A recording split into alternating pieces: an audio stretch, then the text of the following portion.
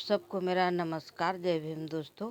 आज मेरे चैनल में आपका बहुत बहुत स्वागत है। उस दिन मैंने जो आपको कटिंग बताई थी, आज हम लोग उसकी स्टिचिंग देखते हैं। शुरुआत से ही देखेंगे कि हम लोग मशीन के को कैसे चालू करना है। पहले जैसे तेल वगैरह डाल कर, क्योंकि कभी कभी मशीन ना बहुत दिनों की रखी होती है, क्योंकि हम लोग रोज़ सिलाई तो करते नहीं हैं। इसलिए हमको सिलाई के पहले मतलब क्या क्या प्रोसेस करना पड़ता है, ये सारी चीज़ें मैं आज आपको इस वीडियो में बताऊंगी।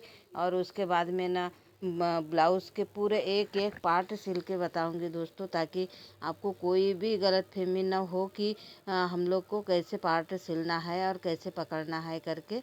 तो ये देखो, मैंने धागा वगैरह भरने के बाद में धागा लगा रही हूँ, मतलब सारी प्रोसेस। तो ये सबसे पहले ना मैं पीछे का पल्ला सिलूँगी, क्योंकि पीछे का पल्ला सिलने के बाद में जो हमारी लंबाई चौड़ाई जो भी हमको नाप लेना रहता है ना, तो वो उसके लिए बेस्ट होता है। तो इसके लिए मैं पूरा मतलब जैसा है वैसे ही पहले पूरा ब्लाउज़ ऐसे उल्टे तरफ से सिल लूँगी।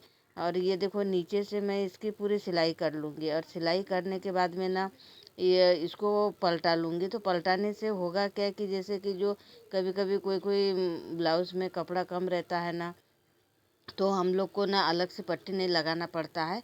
इसके लिए हम लोग ना उसी को मोड़ देते हैं। तो मोड़ देने से क्या होता है कि अगर हमारे पास में कपड़ा कम है तो भी हम लोग उसको अच्छे से सिल सकते हैं। तो मतलब इस प्रकार से हम लोग बहुत अच्छे से सिल सकते हैं। तो ये पूरे ब्लाउज़ को ना मतलब पीछे वाला पल्ला हम लोग पूरे अच्छे से पूरे जैसा भी पार्ट हमारा है पूरा जोड़कर हम लोग इसको सिलाई कर लेंगे। और ये सिलाई करने के बाद में ना फिर हमारा सामने का पल्ला आ जाता है।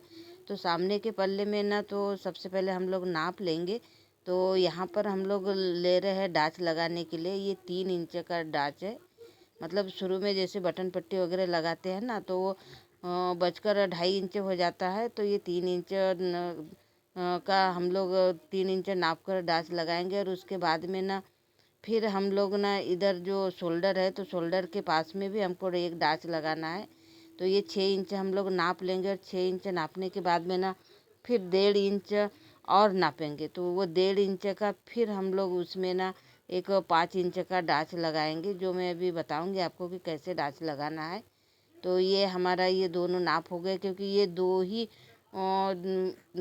स्टेज का मतलब ब्लाउज़ है, जैसे 2 डाच का बोलते हैं इसको। तो क्योंकि इसमें फिटिंग बहुत अच्छी आती है और बहुत जल्दी सिला जाता है।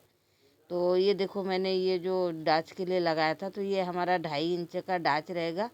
आधा इंच सिलाई में दब जाएगा, और 2 इंच हमारी तो कटोरी बहुत अच्छे से इसकी फिटिंग आ जाती है।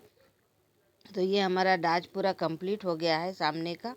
और उसके बाद में ना हम लोग ने जो आस्तीन के पास में जो निशान लगाए हैं जो डाच के लिए, तो हम लोग उसका देख लेते हैं।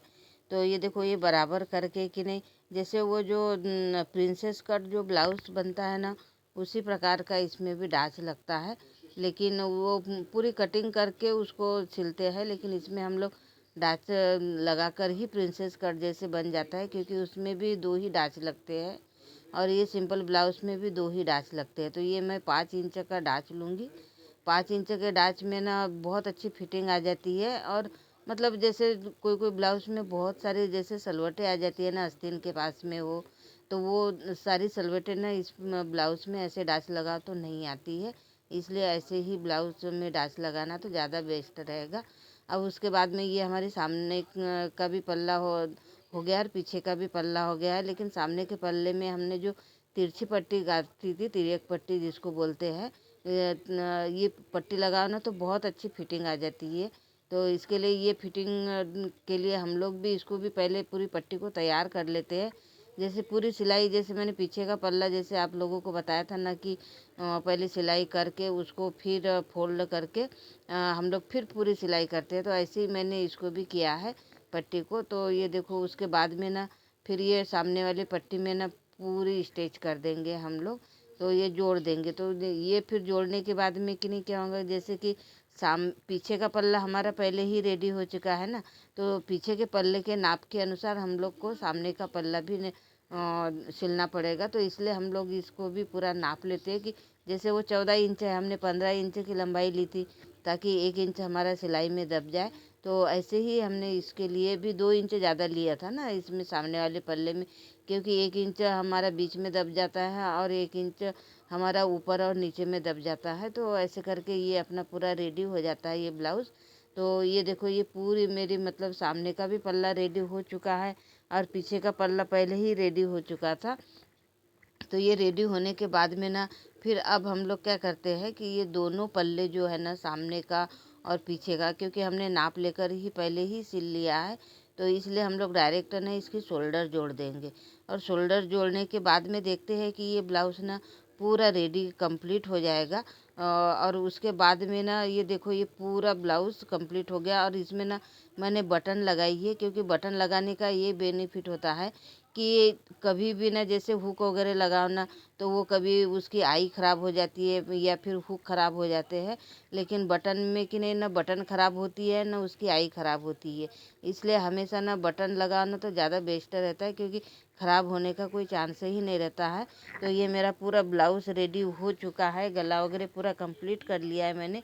आस्तीन वगैरह भी इसी प्रकार लगाते हैं ना जैसे सामने का पल्ला लगाया। तो दोस्तों आज की मेरी ये स्टिचिंग पूरे ब्लाउज़ कंप्लीट करके आपको कैसे लगी?